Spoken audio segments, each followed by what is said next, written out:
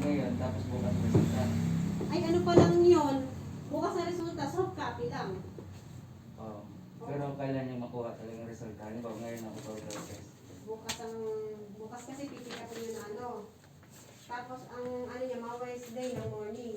Ay, ng mga ganitong oras, andito na yun. Pwede ako ngayon.